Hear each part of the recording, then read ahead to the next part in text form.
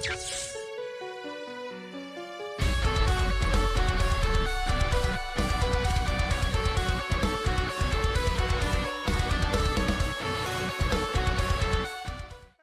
fellow Lumineers, Team Labyrinth is back with another Set Champs video.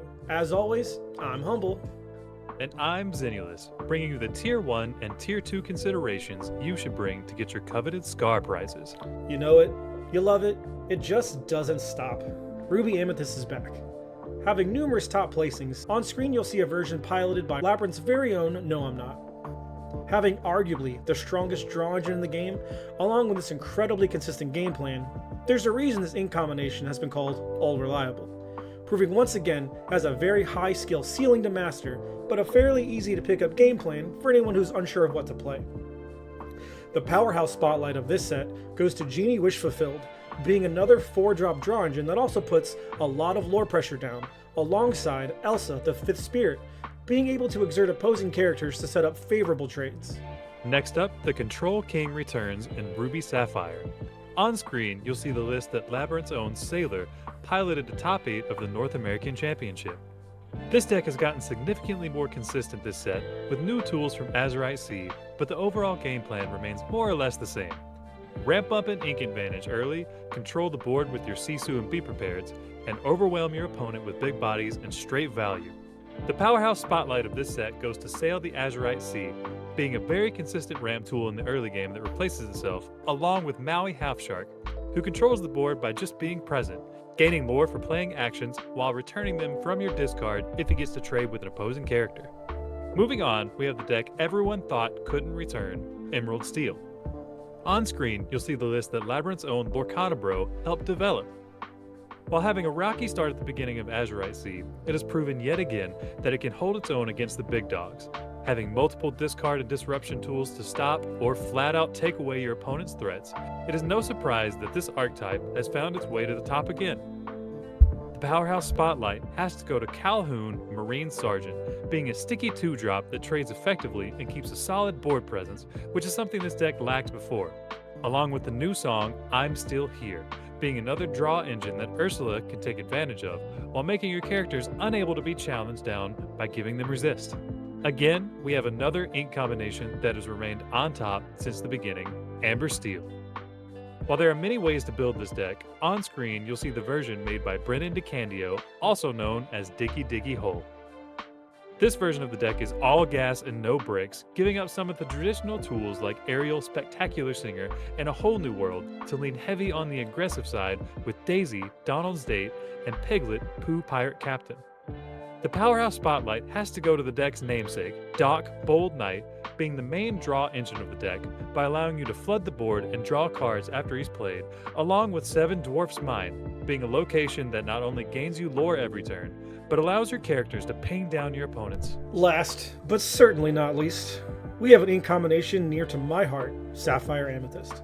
On screen, you'll see the list that Labyrinth's very own R&B piloted to a top 16 at the North American Championship. This deck is the definition of value pressure, having the same early ramp tools as Ruby Sapphire, but the consistent draw engines of Amethyst to keep your hand full while you gain the ink advantage to play out your big threats. The powerhouse spotlight for this has got to go to Genie, Wish Fulfilled, coming down on turn 3 most of the time and demanding an answer before he runs away with the game. And Elsa, Spirit of Winter, locking down your opponent's board while having 3 lore pips to potentially win the game all on her own. Starting off our Tier 2 considerations is the definition of value, Amethyst Steel. On screen, you'll see the list that Zach Bivens piloted the top 8 of the North American Championship. In this list, Amethyst really gets to show off its true power, giving you consistent draw engines, along with multiple ways to gain non-interactable lore through Merlin Goat and the White Rose, Jewel of the Garden. Having 17 cards that draw you a card, it's almost impossible for you to gas out. And with Pete, Game's referee, to stop removal tools, along with the ability to bounce him back to your hand multiple times, you can overwhelm your opponents fast. The powerhouse spotlight has to go to Diablo, Obedient Raven, being a 1-drop that has to be dealt with, but always guarantees you a card draw, along with Pete, Game's referee, being able to keep all of your characters safe for multiple turns in a row. Up next is the ink combination near and dear to my heart, Emerald Amethyst. On screen, you'll see the list that Morgan Shamblin piloted to top 8 of the North American Championship. This deck is a tempo toolbox, having cards that can answer a lot of specific situations and put your opponent in the position of needing specific answers.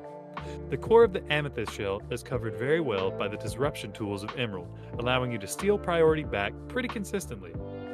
The Powerhouse Spotlight goes to Go-Go Tamago Darting Dynamo, making your opponents nervous to leave any of their characters on the board with damage, and Kit Cloudkicker Tough Guy, bouncing back a lot of pivotal characters your opponents established to keep yourself in the lead and on the board. Continuing on, we have the fan favorite Sapphire Steel. On screen, you'll see a list cooked up by Labyrinth's very own R&B. This ink combination has some of the most powerful cards in the game, and the ability to ramp faster than pretty much every deck in the format, to be able to play multiple game-winning threats in a single turn. Its ability to put down sticky characters in an early game to contest the board long enough to get to refill your hand with a whole new world, gives you many play lines to overwhelm and control your opponent.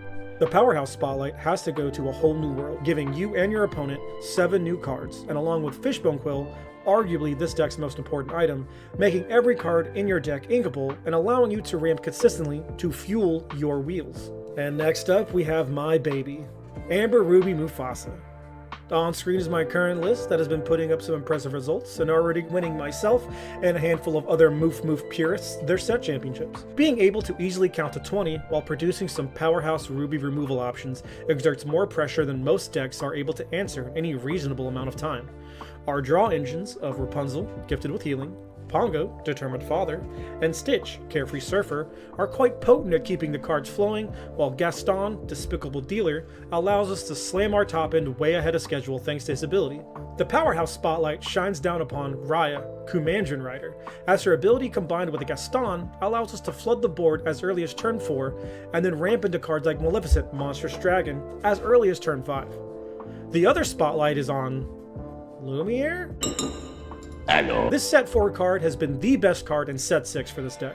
Its blanket +1 strength means our characters dodge most common forms of removal, as well as making our opponent's combat math just ever so challenging. The final deck on our list is a relative newcomer to the meta.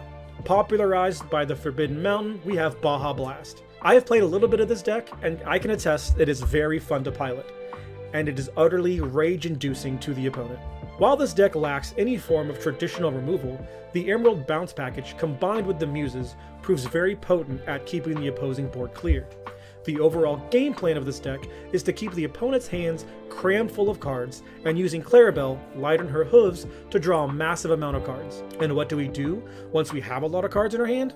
Well, we bounce our opponent's board again, but this time we get to play Bend to My Will and watch the hope drain from their eyes as they discard 8+ cards. Which is why the Powerhouse Spotlight has to shine on Bend to My Will. This deck wouldn't have the same explosiveness without this card, as we would eventually run out of our bounce pieces and just get overrun. Being able to deal with everything all at once, and then put your opponent on a clock while forcing them into a top deck mode is how this deck Baja blasts its way to victory. That's going to put a wrap on our picks for the Azurite C set championships, and we hope you all bring home promos and playmats. If you would like to know how to pilot some of these decks to the best of their ability, join the Labyrinth TCG Discord and rub elbows with the best team in the game. Link, along with the links to all the guides written by members of Team Labyrinth, can be found down below. Love you. Say it back.